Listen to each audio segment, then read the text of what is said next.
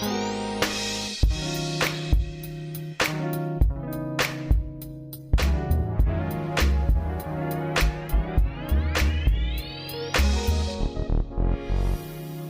everyone. Today, on this edition of Scouting for Growth, I will be joined by Sara Simeone, CEO and co-founder of Niftyz, formerly Digital Oracles, and the co-chair of the Startup Working Group on the Crypto Valley. Sara is a strategist with a commercial mind. She was one of the first to publish in 2018 a paper on how machine learning and blockchain will have an impact on the future of digital marketing. Sara worked with a portfolio of leading global accelerators, incubators, and VC professionals to tackle company maturity and co-develop programs that both nurture potential and offer innovative capabilities to early-stage ventures. During the course of the podcast, we will address what is the app of or lack of it in some sectors around the Metaverse, NFTs, and Web3. Why Sara launched and developed Niftyz, and where is the market for NFTs going? What are the investment challenges and opportunities to deliver for the immersive internet in the right way? If you like this discussion, do not forget to rate the podcast, subscribe to it, and provide a comment here below. If there is a topic that you feel needs addressing, just ping me using the information and details at the end of the podcast too. So let's welcome Sara.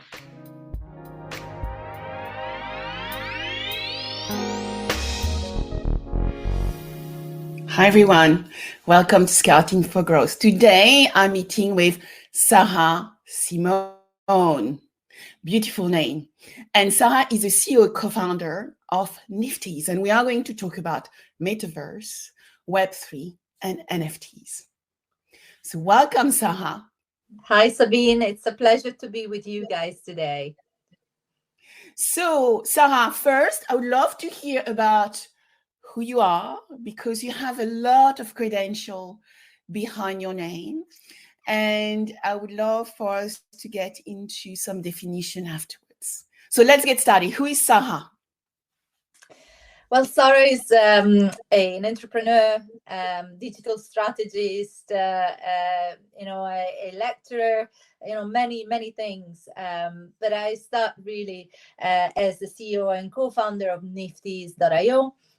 We are basically a company based in the northwest of England, in Manchester. Half of the team is based here in the UK, and the other half is based in Italy, together with my co-founder Sebastiano Cataldo, who is also our CTO and the Chief Blockchain Officer. And together we decided to create something slightly different from the rest of the NFT space at the moment. I'm pretty sure we will be able to talk about this later on, but Niftyz basically is a platform that wants to enable businesses and brands of all sizes and industries to get into this new world of NFTs. So thank you for already highlighting what the conversation is going to be about. But I cannot hear an Italian accent. And you said you have roots in Italy. So tell us a little bit more about the journey between Italy to London. Yeah, I mean, it all started from Italy, and then I went to Brussels for an Erasmus program, like many students, and like then me. From there, yes, and from there I actually went to Paris, and I did an internship there for a year. And then I started my work experience back in 2003 in WPP, where in the Kantar Group, so responsible for data panels and market research online. And from there, basically, it all started, because I've been at the forefront of new technologies and new things happening on the web since the beginning of, Web 1 and Web 2. And that is really what brought me to where we are today. So I went through, after London, I went to Barcelona. I lived there for 4 years working for Vistaprint. And then I moved to Sweden where I was working for Sweden's biggest, let's say, cosmetics company, who was doing a digital transformation project and going online. And then I went back to London in 6 years ago, more or less, where I was working for Dance Regis, working on some amazing brands from IKEA to Burberry and many, many more. And I was responsible for data strategies and programmatic advertising. So always been there. And then, I decided to go back to study. And I did my master's in Manchester. That's how I'm based here. So I was doing basically a research on how machine learning and blockchain will have an impact on the future of data. And that basically it all started. It was 2017. I started to, talk about these topics, and I got in touch with the Crypto Valley environment. So in Switzerland, in Zug. And from there, basically, I started to collaborate with CV Labs. And then slowly, I started to build this great network here in the UK and in Italy as well. So helpful to know that the Crypto Valley is actually in Switzerland. And I guess you've been working with them, and actually that has been the start of an amazing journey. So before going into who is Niftyz, I would love for you, Sara, to tell us a little bit more about Metaverse, Web3, and NFTs, because NFTs are getting a bad reputation right now. But I guess it's like any, curve, product development curves, trout are off disillusionment, as Gartner would call it. And so we love it. We hate it at some point. So give us definitions of all three, and please help us understand how they connect to one another. Absolutely. I mean, let's start perhaps, in Web 2, which is the world that we are living now, is dominated, let's say, by platforms, right? So we are used to actually share content online, share, information online, and even sometimes unbeknown to us, our information are sold and shared. And this is something that, it's a business model, right? It's a business model that Facebook and many others, Meta and Twitter and many others, many other publishers out there used to, leverage in order to generate revenue in the Web 2 world. But now we're looking at Web 3, and I want to start from there because that is a container, I would say, that contains all of this new terminology, right? We're looking at Web 3 as this decentralized web, where basically, we decide where, how to use our information. We can get hold of our data through our own wallets. So, we decide where we are, who we want to share this information with, potentially in the future. Right now there are a lot of limitations still from a technical point of view, and obviously also from a knowledge. There is a big knowledge gap. When you are asking people if they have a wallet or not, they will still look at you like, hey, I don't even know what is a wallet. So we have a lot of, technical, let's say, gaps and knowledge gaps that we need to fill. But before, we get there, we need to do a lot of educational job. And that's why, I want to keep everything very much grounded, because there are a lot of people out there that are talking in technical terms. But I think it's better if we just start thinking about okay, Web3 is basically this decentralized blockchain based version of the web. And then once we know that we have all the tools to operate in this environment, we can think about hey, now there is this metaverse, right? So metaverse, everybody's trying to get into this metaverse. We've seen brands like Gucci and Nike, in 2022, starting to get into this space. And, they are building teams with competencies around this. And I was actually discussing prior to this, podcast with actually a friend based in Paris. And she was basically telling me many brands are trying to solve this holy grail of metaverse, but not many brands are able to actually get there yet, because obviously there is a lack of talent, first of all, and then of course there is also a lack of understanding from the top management point of view. Why do we need to do this? Is this going to bring revenue right now? right now we're seeing this as more of a PR/marketing play, whereas, in the future, hopefully, this is going to give us some returns. And we're seeing big players like the Sandbox, for instance, or Decentraland that are making great, producing great platforms and tools for a lot of these players and brands to actually get into this space, but it is still very early stage. And then we are getting into the let's say the NFT world, because I think Metaverse and NFT are very much connected. And this is where we think here in Niftyz, we look at NFTs as the keys that unlock specific content that is stored either on chain or off chain. And these keys can actually unlock a lot of information and data and tools, features in the future, badges, and exciting new things on the metaverse. So if we don't understand the basics of NFTs and how to use these new tools, it will be very difficult also to actually get access to the metaverse itself. So when we look at those three, Metaverse, NFTs, and Web3, how Niftyz is actually playing in those worlds now?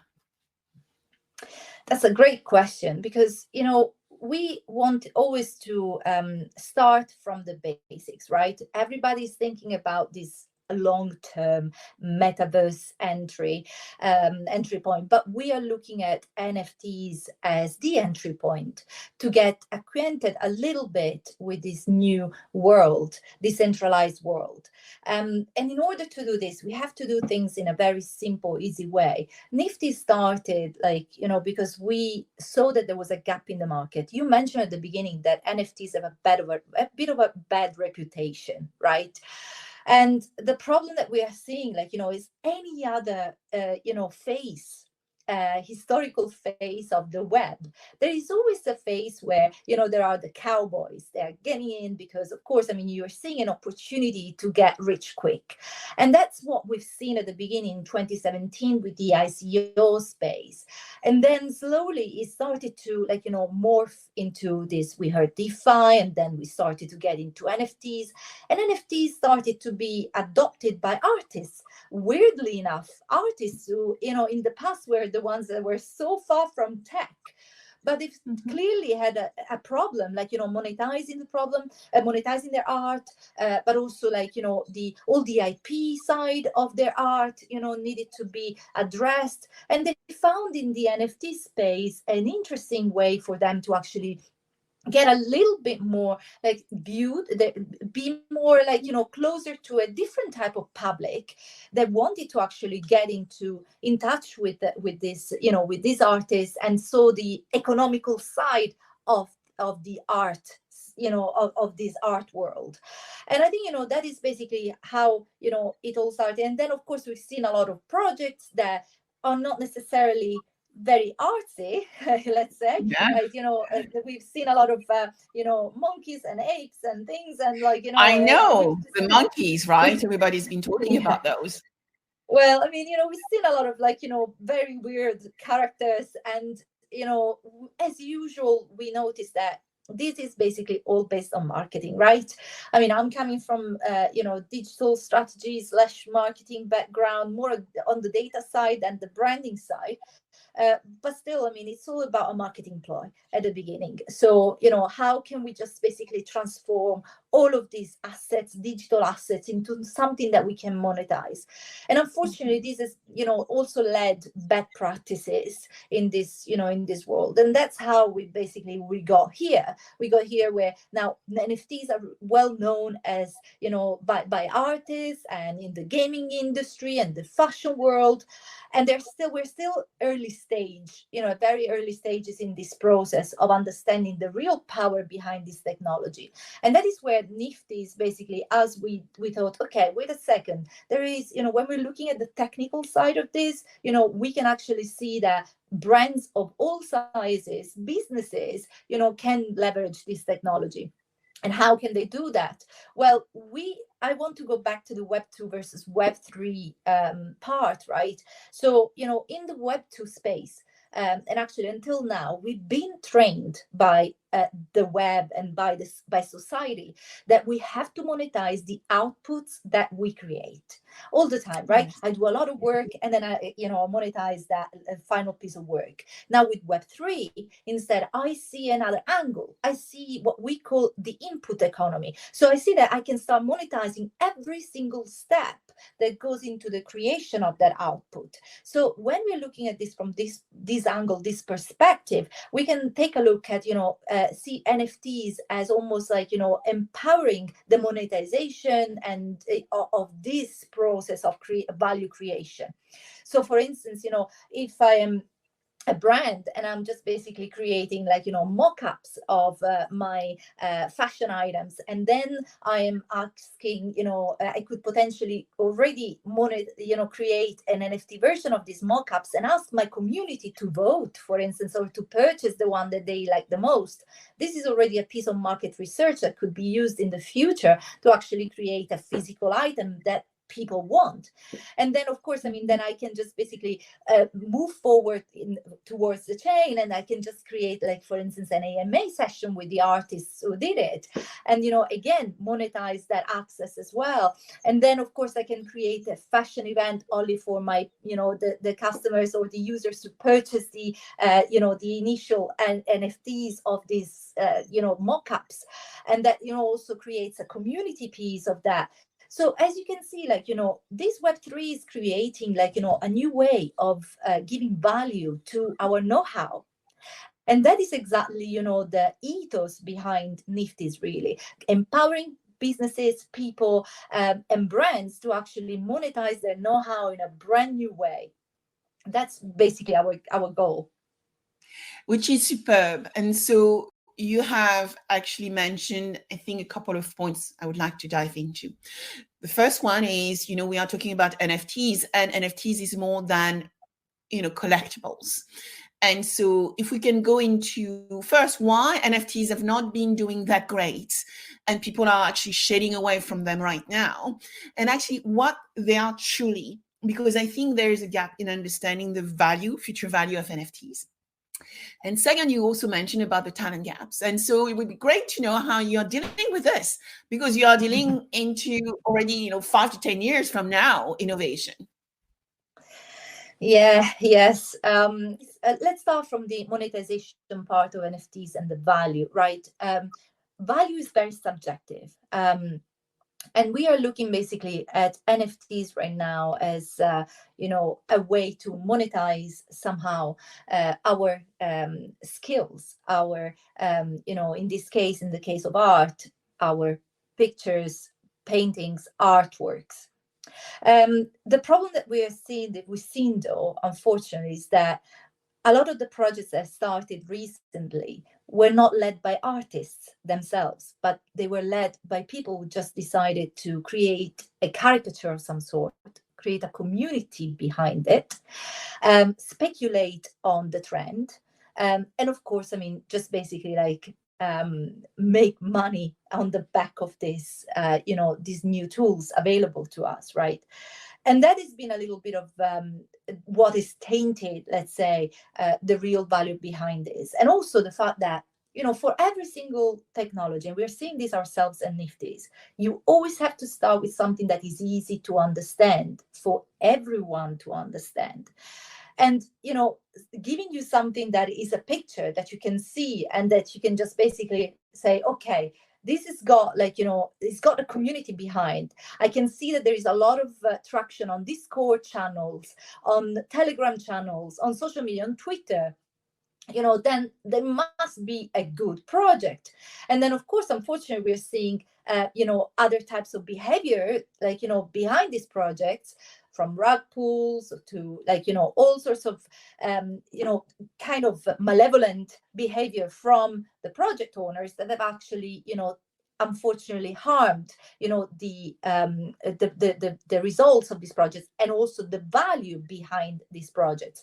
So a few bad apples have actually, unfortunately, managed to compromise the value of the good apples. Now, there is also another aspect to this as well, though. we have seen democratization of NFTs, the let's say commercialization of NFTs, and that has happened through marketplaces like OpenSea, right? So on OpenSea, I can go there and I can create a collection in minutes. I can go to any AI generative type of tool, and I can create a character based on whatever my avatar or something, create a community on the back, and just basically give it some value, create 100 copies, make sure that the supply is very short, have some people to come in, purchase the first NFTs for a lot of money, and everybody will think probably at least until a year ago that this was a great project. But things are changing, right? People are becoming much more aware about the fundamentals of these projects, who is behind the team, what is the technology behind, what is the value that we're trying to bring. And also there are a lot of other niche platforms like Super Rare, Non-Origins are actually selecting the artists themselves, and that is actually keeping and sheltering the good apples from the bad apples. So it's great to have platforms that are democratizing access to this new sector, but it's also good that we are keeping sheltering the great projects for on different types of more niche type of platforms, so we can just basically keep that value on the side. But then of course, I mean, we got you mentioned about talent, and talent is a big problem.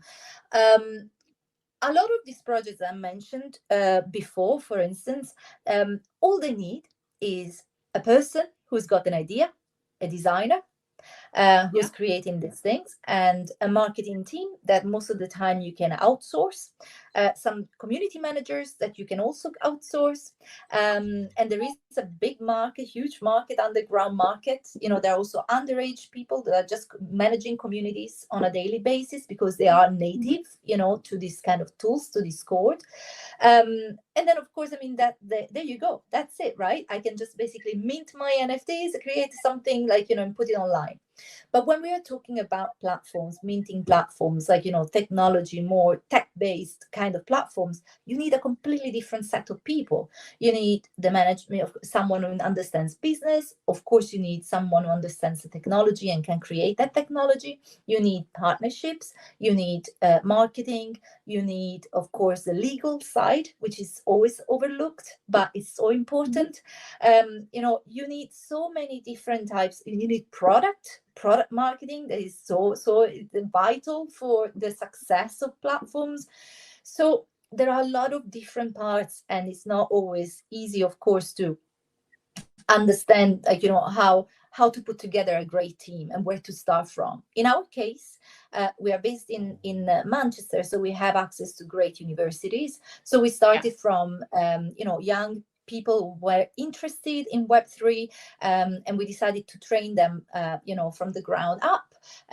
So of course, I mean, we are lucky that Sebastiano is on the technical side and he's got his tech team under control in Italy, and then we got the partnerships and the product marketing team together with me, that I'm just looking after everything else together with products and fundraising and all of that. And of course, I mean, you learn as you go, right? This has been something that I've done since I started. Since I started my career, nobody was telling you how to create a Google Ads, a Google Ads campaign, or how to recruit a panel. You had to figure things out, and sometimes then that experience is vital to create a team that can at least survive at the beginning and can strive later on. Because let's be honest, I mean, we are a startup. We don't have the millions of pounds or dollars or euros that many other big companies have at their disposal. So we have to be clever in the way we use resources, financial resources, but also human resources. And we want to create values within our company of let's create something valuable for others and easy for others to access, because we want to make sure that this NFTs at least can be used by anyone. So that's why we created features, for instance, like, okay, soon we're going to launch payment in fiat. So people will be able to use their credit cards or debit cards rather than using crypto, which is still seen as a stigma. Or even wallet addresses. We know that there is very small percentage of people that uses wallet addresses. So we now created a more a way for users to use their email addresses, which is basically a custodial solution for us. So we got both the option for people who are more advanced and non-custodial solution, and as well as a custodial solution, so that people can actually finally access this world through their email address. So we need to basically move with this knowledge gap and make sure that people get educated as they create, as they learn. We believe in learn by doing. So as soon as they start getting a little bit more familiar with the platforms, the tools, the terminology, then they can move along and just create their own wallet. And we are doing whatever we can to actually create videos, tutorials for people to to really get into this space and own their own information, because that's the ultimate goal, right? Web3 is about decentralization, and whereas custodial solutions are still centralized. So, we just want to move everyone there, but we know that we have to respect the times of adoption of specific new technologies. So when you look at the timeline, how long do you think it will take us to get there? And when you look at, I know you're already working with clients. Can you share some of the initiative you're implementing already? Yeah, absolutely. So we started actually with small businesses because we saw a need there for businesses to create new revenue streams. Right now, recession time, right? So we basically need to think creatively. And we're seeing a lot of businesses like coaches, consultants, media agencies, lawyers who are working with Web3 businesses or would like to get into this space. And of course, they need the tools and they need to speak the same language as this Web3 projects. So that is basically when, we decided to support them, educate them, and create some interesting NFTs. So for instance, we got some lawyers who created, an NFT of their templates. They also, created some content that is only available to those ones who purchase their NFT, such as reports, and also trainings, video trainings on how to, for instance, let's say explain or learn more about terminologies in the term sheets. We just have so many different use cases, and we are now in the process of starting something very interesting actually for bigger companies, because it's interesting to see how we went to Web Summit in Portugal, in Lisbon, and we were approached by big companies and big FMCG companies, which was very surprising for us. We're small, we're a startup, even if we're known within the sector, but we're still quite unknown to everyone else. And we were surprised that they got in touch with us. And so we also spoke to them, and we saw that there is a gap with regards to understanding how they can leverage this technology in order to create new revenue streams. So we are in the process of launching a Web3 Open Innovation Program for corporates and medium-sized companies in February. And after that, we're going to replicate this for media agencies and creative agencies, because we are aware that they are the ones who are in front of content creators, influencers, but also brands who want to innovate in this space. And then, of course, we also have consultants of all sorts, and legal legal firms, and that is going to be another sector. So we are trying to basically innovate as much as possible, educate as much as possible, so that these new these categories can actually start spreading the word about NFTs and start creating as well. Our goal is always like, learn by doing. So, we want them to actually, really tangibly create during this course. It's a 2 weeks course. It's actually also fully funded. So it's free for people to apply. Wow. Yes, so it's free for people to apply. All they need is basically an Niftyz account that is worth £250 in order to create, really. But we're also giving them like credits towards the creation of a pilot. So after the course, if they want to basically start planning something around NFTs, we are there, like, to offer our technical capabilities and strategic capabilities to actually help them and support them in the creation of a prototype in the future. So, So what, Sarah, are the requirements to actually join the course? I think that's important to highlight that. And when is it going to start? Yes, so the start date is the 26th of February. We can share more information for sure. The F6S page is already live. We're getting application through, and we actually only put it live yesterday, which is interesting. We are going to have 30 people max per course. Per cohort, and the let's say, like, the requirements are that they are in an open innovation or R&D or marketing function, that they are they have, like, they're going to put 2 weeks of their time, like, 3 hours more or less, like, 6 hours a day, 6 hours a week to actually learn. So it's very much like compact, like, very, very tight course, tight timeline, because we want them to actually go out there and test and as much as possible, and of course, I mean, that they're willing to challenge and be challenged, definitely. These are really the requirements, but we need people in who are willing in these positions, because they can make a difference.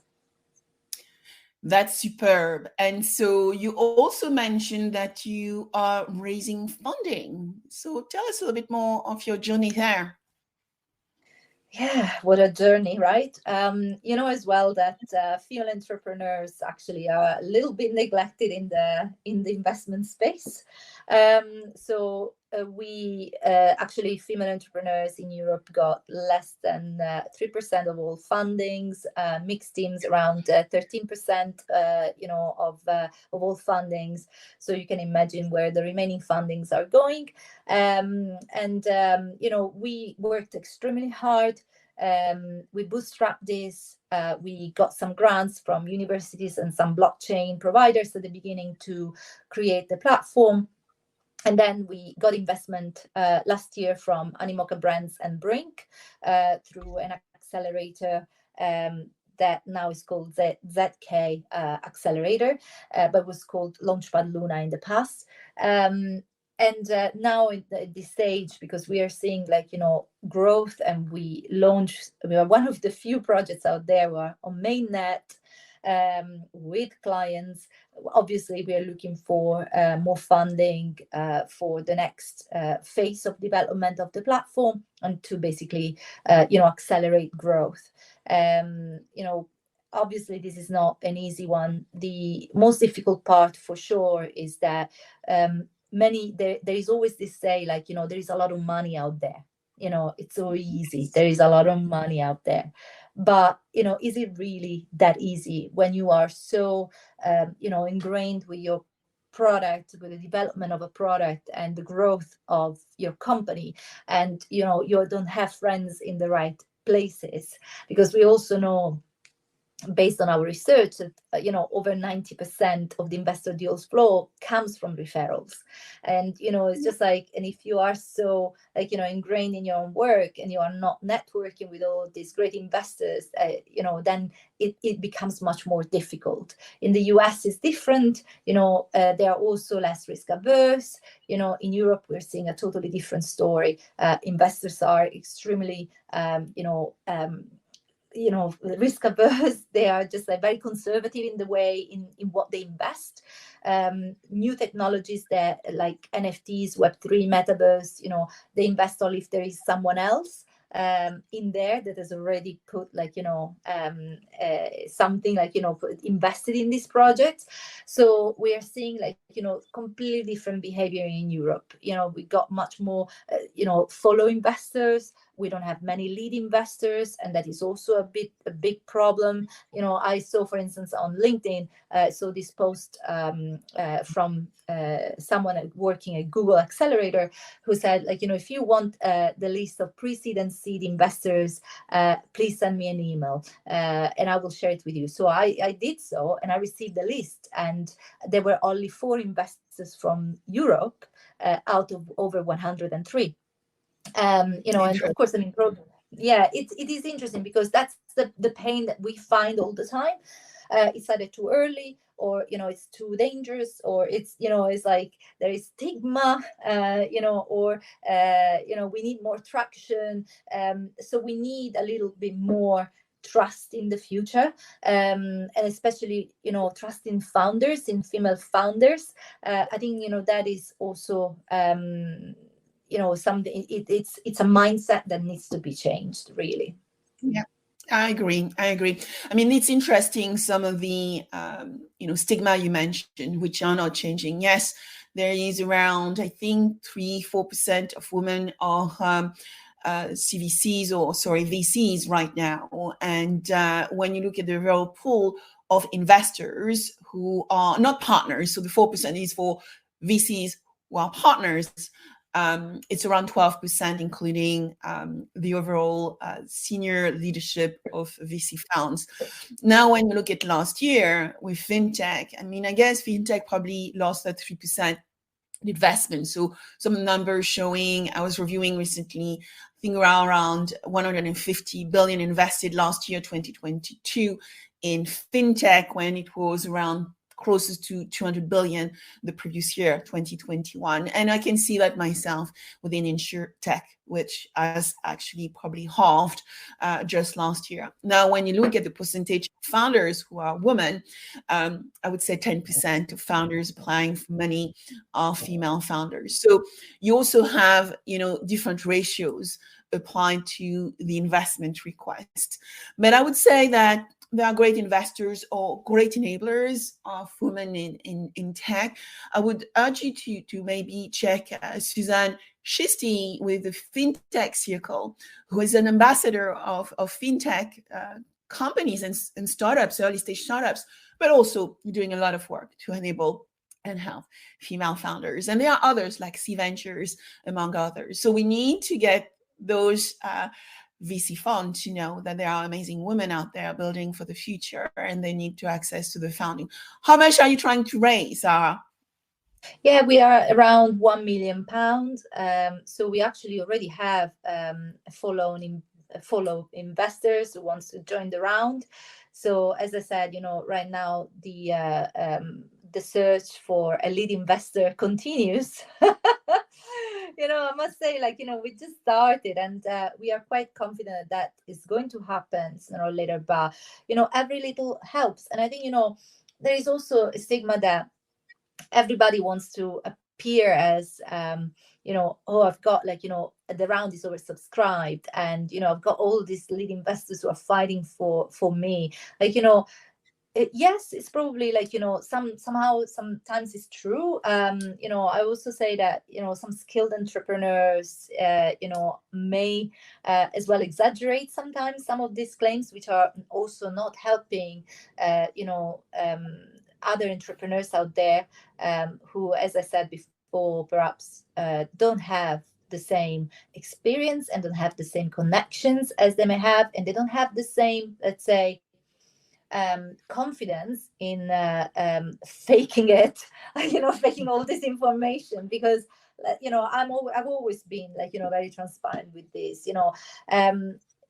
It's I understand that the job of a CEO is to actually make sure that the business, the face of the business, is as strong as ever, and of course, there is a reputation that you have to keep in certain environments, but at the end of the day, what we are doing is to actually create a product that sells. So sometimes the focus is more on that than on the investment side. And especially in this kind of climate where, we are going through a recession, throughout the globe. The economic circumstances are quite serious. We don't know exactly what's going to happen, we need to be, we're obviously very careful with, our runway and how we're using, cash.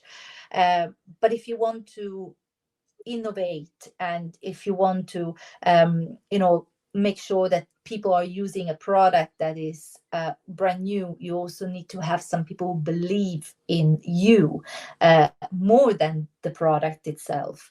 And believing in founders is very important within investment sector, particularly early stage, as you know, Sara. Yeah, absolutely. So, and we built a great team, and our investors really believe that we have a great team. All we need now is the trust of others, and some great investors who want to basically really come with us on this journey and innovate, because we know that this is just a matter of months until this whole NFT for brands is going to explode and become massive, because there isn't, the current situation with NFTs is not sustainable in the long term. We cannot keep creating PFPs and profile pictures or cute things. We need to find real value behind this technology, and we think we have found it. And that's why we just basically want someone. Also, we're also quite in a way picky about who joins us on this journey. We just want to have someone who understands our vision and believes in the future of NFTs, Web3 and Metaverse. Yeah. Thank you for sharing all this insight with us. If there were 3 takeaways you would want our listeners to remember about Sara and Niftyz. Well, Sara is definitely a bit of a hustler, a gambler with my life. I could have stayed in my very highly paid job and, nobody, and be very successful. But I always wanted to, always said, I have no ties, and you have to live life, very much like,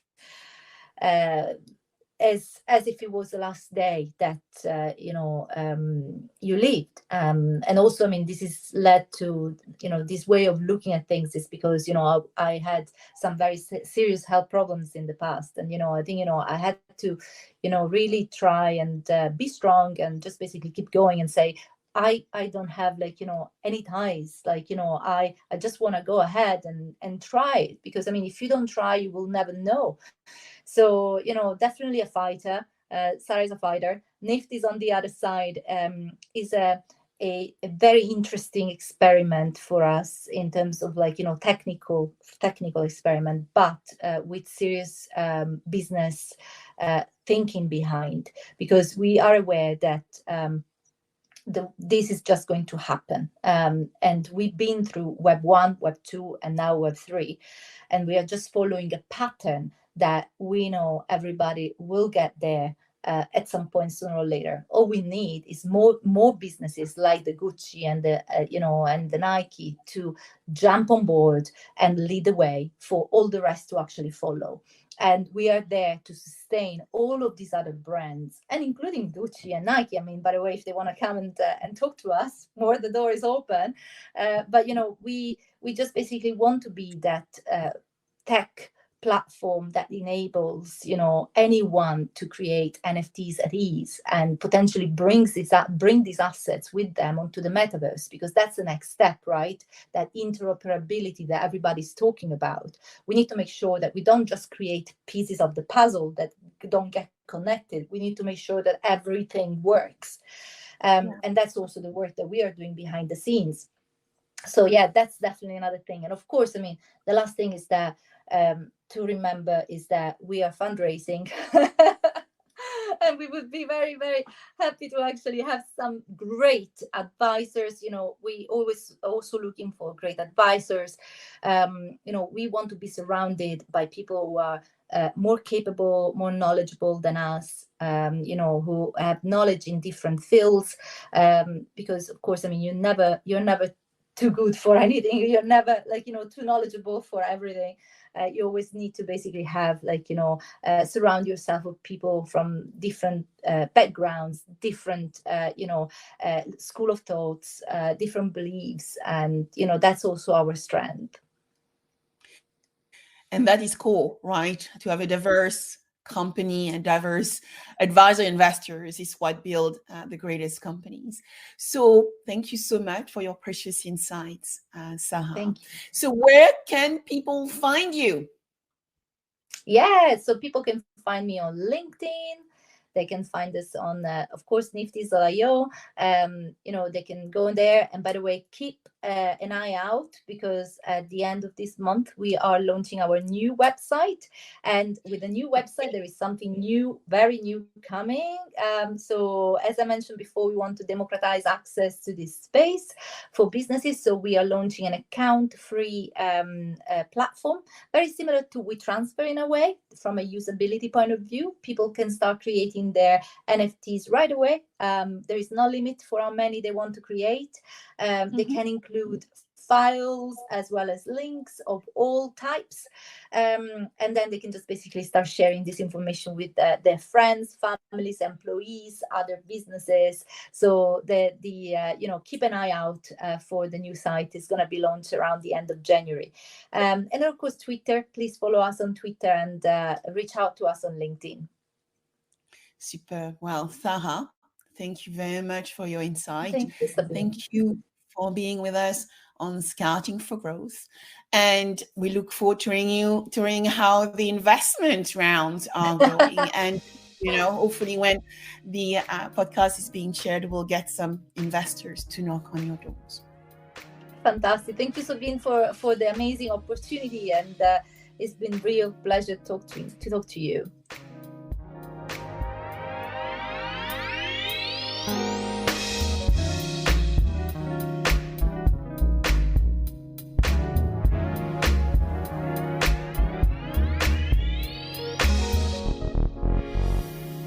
If you like this podcast, subscribe now, share with your friends, and if you enjoyed it, please give it a 5-star review. Also, if you want to cover any specific subject with me, contact me on Instagram under Sabine VdL Officials or LinkedIn under Sabine VdL. Thank you.